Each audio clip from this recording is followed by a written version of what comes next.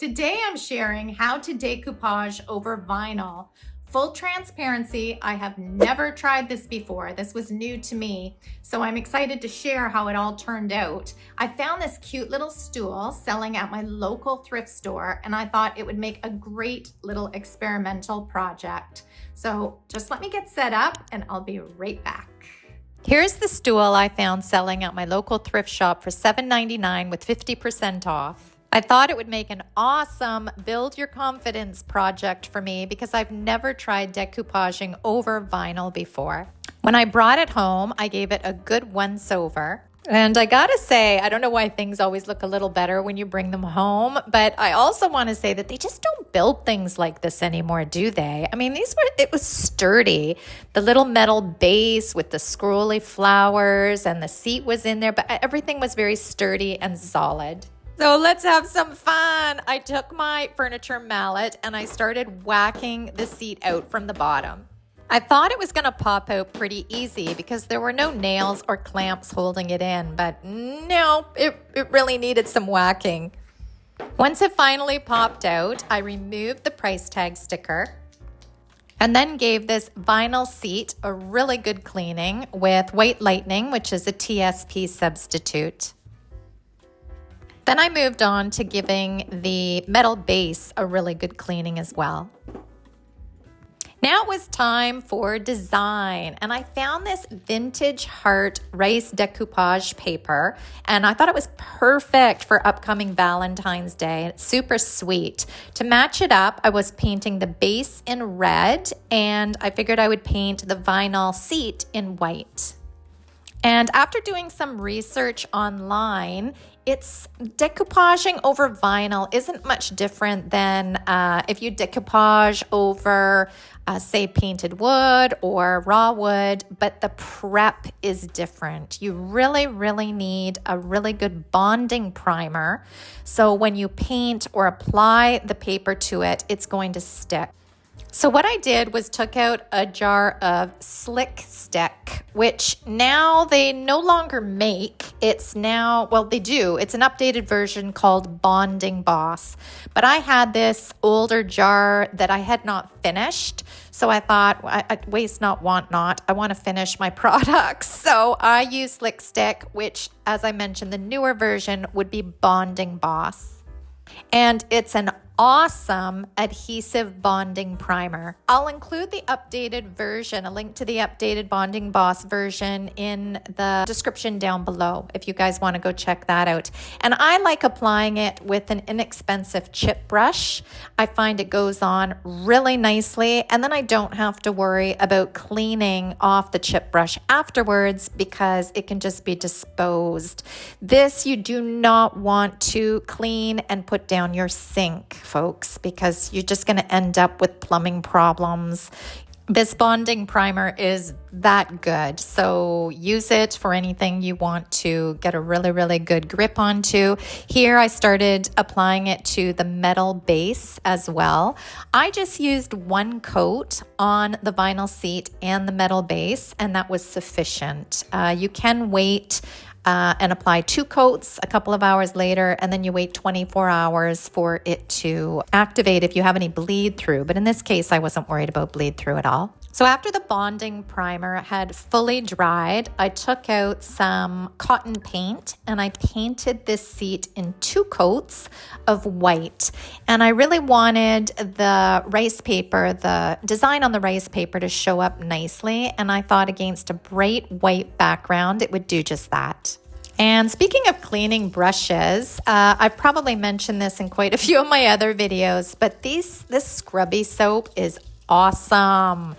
It's a scrubber with the soap kind of infused in it, and it's really good to clean paint off your brushes. It cleans grease, dirt, oil, cleans my sinks beautifully. So if you are looking for a good product to keep your brushes looking new, clean, and get a really good cleaning with them, this scrubby soap is a really good product. So now it's time to paint the metal base, and I chose, it's called Honky Tonk Red. It's a true red. I'd have to say, I don't use bright red or bright colors all too often, but when I do, they just put a big smile on my face. It is so fun to use a fun color on a project. And I chose this because it matched up with the Vintage Hearts paper so well. And I really wanted this piece to pop, be cheery, be a little romantic for the Valentine's Day holiday, and I think this color was a perfect choice. Just a little tip, don't paint the red with the white paint sitting right underneath it because I ended up splotching it. I had to go in and give the white another coat. I worked my way around the metal base, making sure to get into the nooks and crannies and also making sure there was no drip marks, because when you're working with a lot of nooks and crannies like this and loading up the brush, sometimes there are areas that can drip. So you just have to make sure to backtrack. At least I always backtrack and go over the places that I've already painted just to make sure that there's no drips accumulating anywhere. After the metal base was painted red, as I mentioned, I went back to the vinyl seat and added another coat of cotton white. Now it was time to decoupage this seat, and I took my Vintage Hearts out of the package, and it comes in two designs. I wanted to use the smaller heart, the red and white design, so I'm using two pieces of the paper here. I went ahead and laid the paper down on the seat, just mapping out the design and how it was going to match up. Once I figured out the match, I went ahead and I cut off the edging of this rice paper just so I don't have it doubled over on my seat, because then you'd actually be able to see it. I just want, like when you wallpaper a wall, you want the seams to just touch each other and match up perfectly, but you don't want any overlap in the material. I took my straight edge and a rotary cutter and I just took off those edges on both pieces of the paper. To adhere this paper, I'm using a clear satin coat. You can also use a Mod Podge glue or any sort of decoupage glue if you have any on hand. But this clear coat works really well. Once that paper grips, it is not budging. So I worked in sections. I put the clear coat on half this vinyl seat, and then I dropped the paper on top and smoothed it out nicely.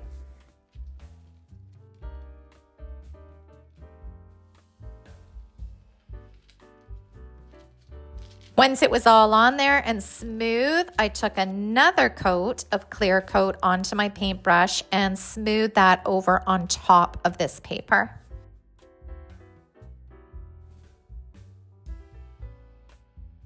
I cut the trim off the second piece, and then I put a top coat onto the vinyl.